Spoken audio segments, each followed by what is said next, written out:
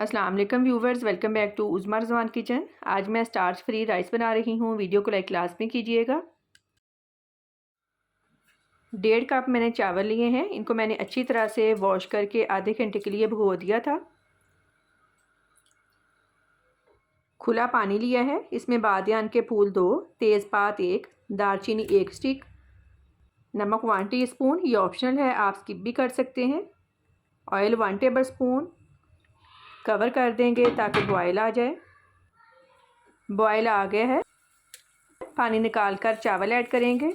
चावलों को 90% तक बॉईल करेंगे। ये चावल दूसरे चावलों की निस्बत काफ़ी लाइट बनते हैं क्योंकि इसमें से स्टार्च हमने निकाल देना है। जो लोग वेट लॉस करना चाहते हैं उनके लिए भी ये बेहतरीन है। डायबिटीज़ पेशेंट के लिए भी मुफीद हैं। तकरीबन 7 से 8 मिनट लगेंगे इनको बॉयल होने में। ये देखें चावल 90% तक बॉयल हो गए हैं।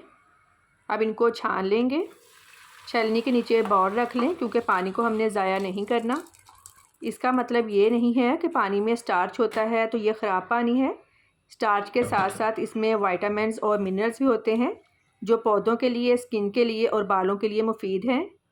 अगर आपने पानी यूज़ करना है तो चावल बॉईल करते वक्त पानी में नमक ना डालें। चावलों को दोबारा कढ़ाई में डाल लेते हैं।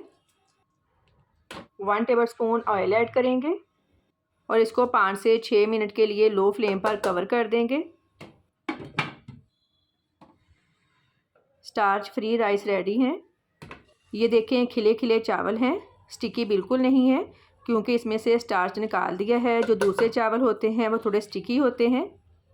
थोड़ा सा फ्रेश धनिया ऐड करेंगे, इससे ये खूबसूरत लगेंगे। आप स्किप भी कर सकते हैं। उम्मीद है आपको मेरी आज की रेसिपी पसंद आई होगी। दुआओं में याद रखिएगा। आपके कीमती वक्त का बहुत बहुत शुक्रिया। अल्लाह हाफिज़।